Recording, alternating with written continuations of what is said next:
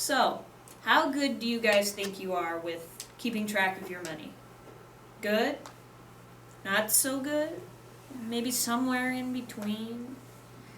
What if I told you that many people answer, oh, pretty good at keeping track of my money, but in actuality, they're not.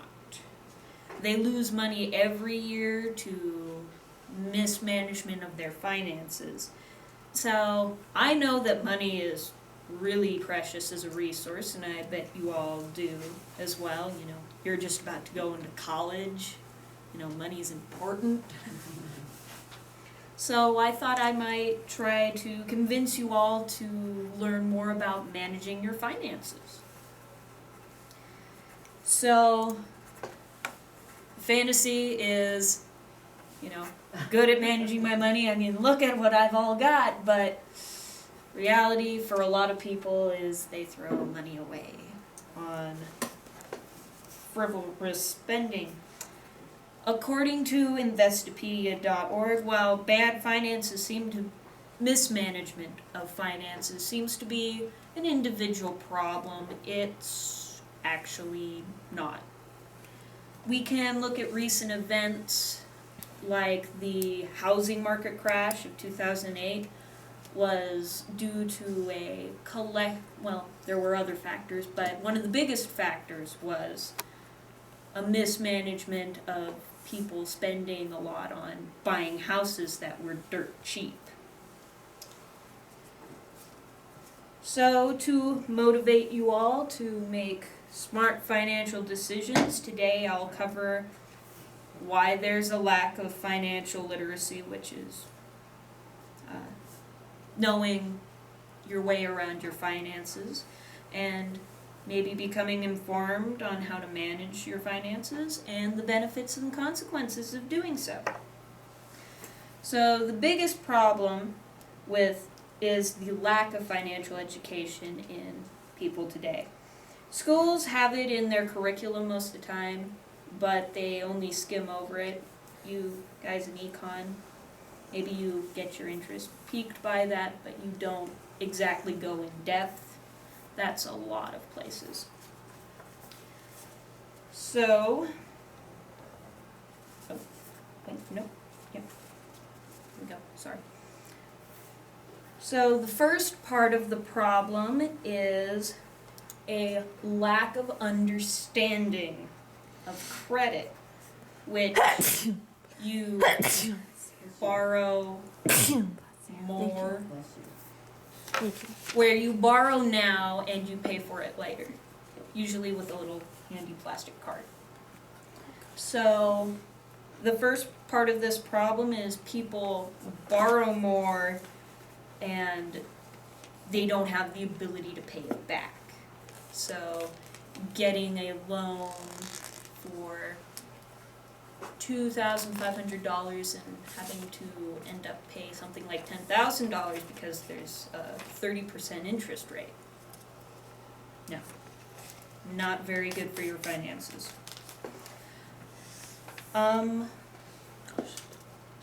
And sometimes people with their credit cards, another big problem is they spend it on things that don't have what is called return. They don't give back to you, like food, while it's a necessity, it doesn't give you back anything other than you survive.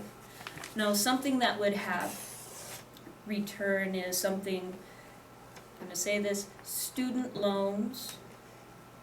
Student loans have this reputation of being, so hard to pay off. So, but actually what they are is an investment in your future, and that is a good way to spend credit. Now the second part of the problem is people have a poor understanding of how mortgages and loans work. So when I looked on Investopedia.org, they said actually one of the biggest problems with paying mortgages on houses was actually people pay too much on their house payments. So they're like, standard payment is $500. Well, I'm gonna up it to $1,000 and pay this off faster. Well, that works all well and good until your water heater breaks down or your refrigerator stops running, and then you have to set back on those payments to fix your fridge or your water heater or what else broke down. And another part of this problem is not going back through your credit reports and fixing possible mistakes. Like there was somebody that they went to the accountant that our family uses, and the accountant said, oh gosh, I went back and fixed their mistakes and they got $3,000 back. Losing that much money. So these problems are all very prominent. But now that we know the problems, we can look at possible solutions.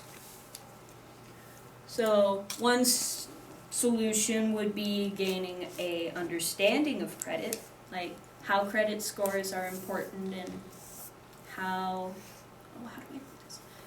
you can improve it so that it's easier for you to make investments that are good for you, and learning how to use credit cards responsibly. Now this often includes a lesson on how to use a credit card responsibly, usually with back purchases. And learning how mortgages and loans work. So getting good mortgage agreements, like, I could pay 15% interest and, pay my house off in like 40 years, but I'd have money left over to put aside for other things, like maybe if I have kids, a college fund, or a house repair fund in case my water heater breaks down, or who knows what else. And another part would be getting loans for necessary things like student loans, a house loan maybe if you're building a house, or car loans.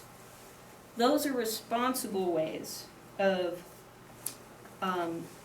investing in keeping track of your finances. Now, this all seems kind of complicated, but it's not the end of the world. But there are definitely benefits and consequences to managing your finances. So, I don't think we all get this kind of stress already with, all of our subjects. But would you rather not care that much about your finances leading to something like the housing crash of 2008? Or do you want to have good finances and be like these two happy kids and have lots of money? So, in conclusion, managing your finances is a very important part of your life. So we've gone over why a lack of financial education is bad, the solutions to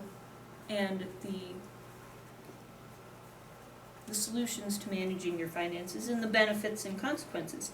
Now do yourselves all a favor, learn how to manage your finances. You don't need to stress yourselves out like that poor guy.